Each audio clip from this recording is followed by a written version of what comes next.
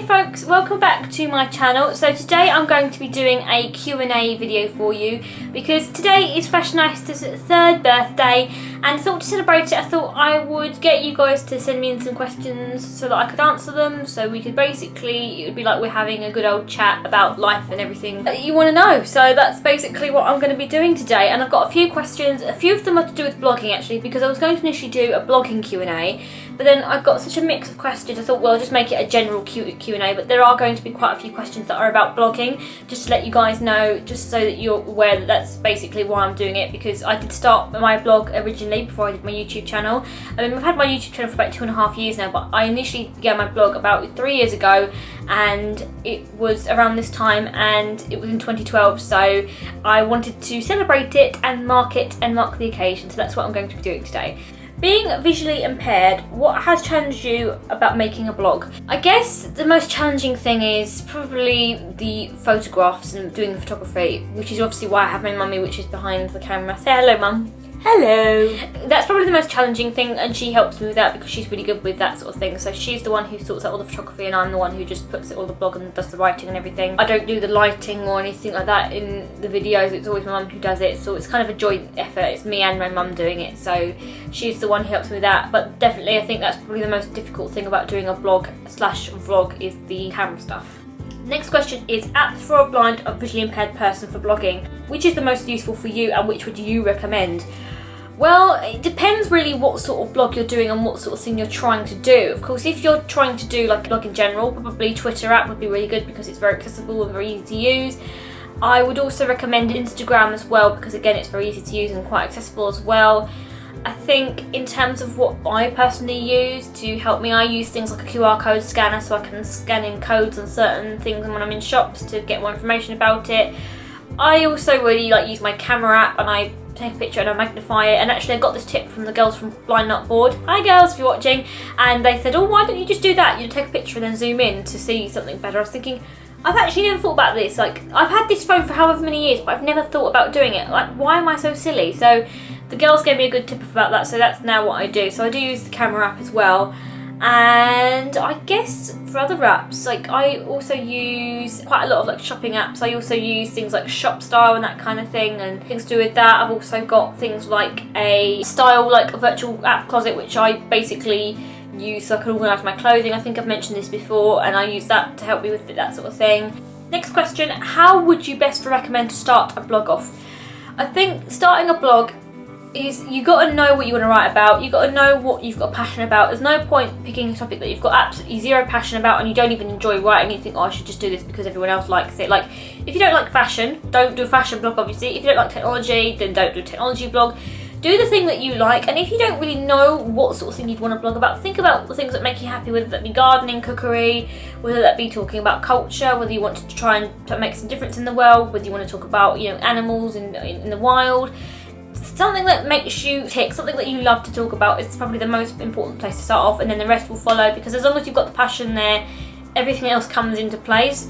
And then I think it's a case of choosing where you want to start your platform, so whether you want to do Blogger or WordPress. I personally would recommend WordPress because it's honestly one of the best platforms to use, and I just really like it. I've been on there for about 2.5 years, because I was originally on Blogger and then I moved to WordPress because I was finding it was not as accessible as WordPress was. I've used both and I've now made the transition. I think also making sure that you have good connections with things as well, and making sure that you stay up to date with the latest news on whatever the topic you're talking about, because obviously blogs are supposed to be current and quick and in on what's new and everything. No matter what you're talking about, whether that be fashion, beauty, whether that be current news, it's always fast ticking because it's a media form essentially. So you need to make sure that you're keeping on track, and that you're also able to present yourself and write eloquently and articulate yourself and not offend anybody as well. That's really important when you're doing a blog, to make sure that you're trying to be as diplomatic and least offensive as you possibly can. That is very important. Next question is, what everyday struggles do you have with sight loss? Do people assume things? I think daily struggles for me, being visually impaired, would have to be not so much me as a person, like I get along just fine. I'm able to get on transport easily enough. I'm able to mobilise very well. Like, I've got apps that are really great to help me with things like travel apps and stuff, so I'm fine on my own. But it's people's misconceptions. So it could be like I go to a cafe and someone says you've got to get out because you've got your guide dog, and they're not allowed, and they're not really understanding about what the protocol is for assistance dogs. It could be that I go to a supermarket and someone says a comment like, oh, you know, you don't look visually impaired, or you know, your dog looks a bit tired, you're working her too hard, and actually it's not, it's just because she lays down and goes to sleep quite a lot, or just general things like that. It's more the fact that people have these misconceptions about me and what I can do and what I can't do. I mean, I'm not generalising, because there are some lovely people that I meet on my travels as well, but it is a lot of the time you get people who are quite negative towards disability, or they're not as understanding, or they say things that are really uncalled for or a bit uncouth, and that really annoys me. So it would definitely have to be that is something that really bugs me about everyday life and some of the struggles I have.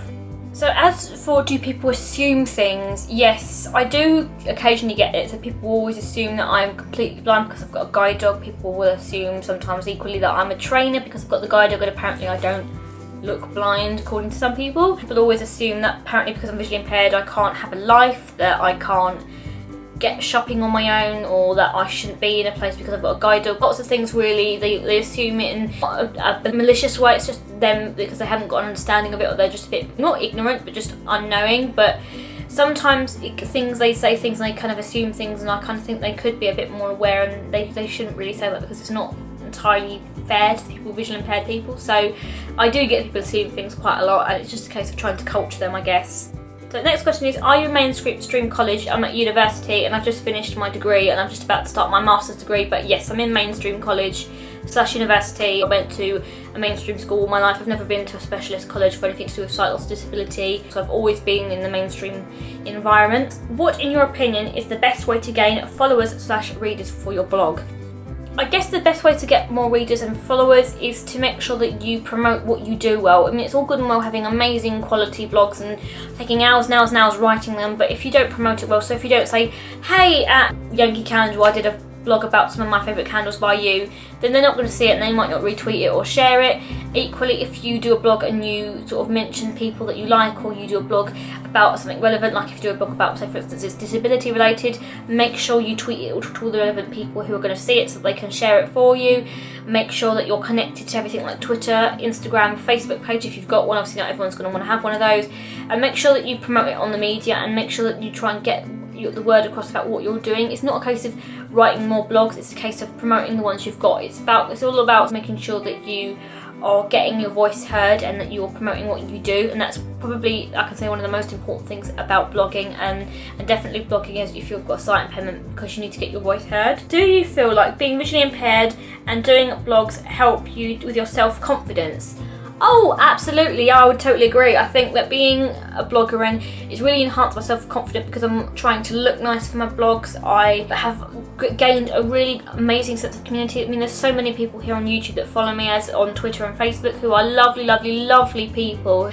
I have gained such an amazing extended family, I guess, on YouTube and on my blog and everything, and it's amazing because you meet so many people and they really help to boost your confidence, whether that be, oh my god, that lipstick looks lovely on you, or saying that you've really changed my life, or you've really changed my outlook on life, or you've really helped me see that my disability doesn't define me, or something to do with that. It's really boosted my confidence, and I am a completely different person to what I was 3 years ago, because partly because I've got a guide, but also because I've got my blog and amazing people who've been able to sort of boost me up and to make me feel like I'm doing some good for people, and I think I've absolutely loved that. So I definitely would agree that being visually impaired and having a blog has helped my self-confidence, because I'm getting my voice heard and getting my point across, and finally having my own say and having some amazing opportunities because of it. What one thing would you change about the world?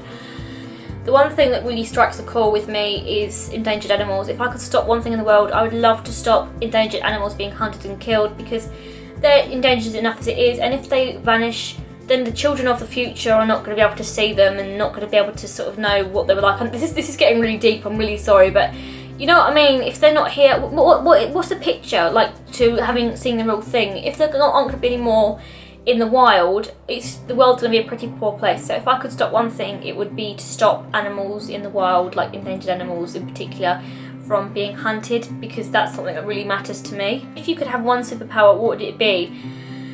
Oh, you know what? I probably would say if I could have one superpower, it would be the power of teleportation, because you get so much done so much quicker. You could like pop to the shops, you could go and see your mate, you could get to work easy enough, you probably would save a lot of time in bed, you teleport to Mars. And teleportation is such a cool thing to have, and I've loved the idea of it ever since I read the Skullduggery Pleasant series and I got into them and read about the guy called Fletcher Wren. I think that'd be a pretty cool skill to have, because he says it's, you know, in the book it just was made to look so interesting. So that, or even that, or the ability to fly. But I don't know, I'd probably have to get my guide dog to be able to fly with me, because they wouldn't let me fly, because I'd be like, woo, I'm flying into a plane, or woo, I'm flying into a tree. So I probably have to say, if I was going to have that power, you'd have to be able to come up with me, and it would be like Snowman and the Snow Dog. It would be like, wee, we're up in the air, we're flying, woo. Oh my god. You've probably got more than That's actually one of your favourite films. Yeah, I'm not gonna lie, I do have fancies that me and my guide dog are flying above the air, and she's like, Mum, look, we're flying over St Paul's Cathedral. Definitely that, or to teleport. I think one of those two. That was my Q&A for today, guys. I really hope you enjoyed it and you found this interesting.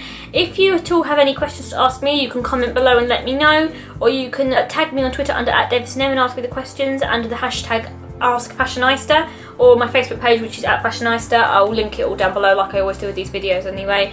And to celebrate my blog, I'd love it if you go and check out my blog. Actually, if you've not ever seen my blog, maybe if you just watch my videos, you might have not known I actually have a blog, which I've been doing for 3 years. It's called fashioneyesta.com, and it's spelled FashionEyesta.com, so it's basically like fashion and eye stuff, and you can check out my blogs and everything that I do on there. That'd be really cool. So if you like this video, give it a big massive thumbs up if you did. Don't forget to subscribe by the red button down below, and I will see you guys in my next video. Bye bye everybody.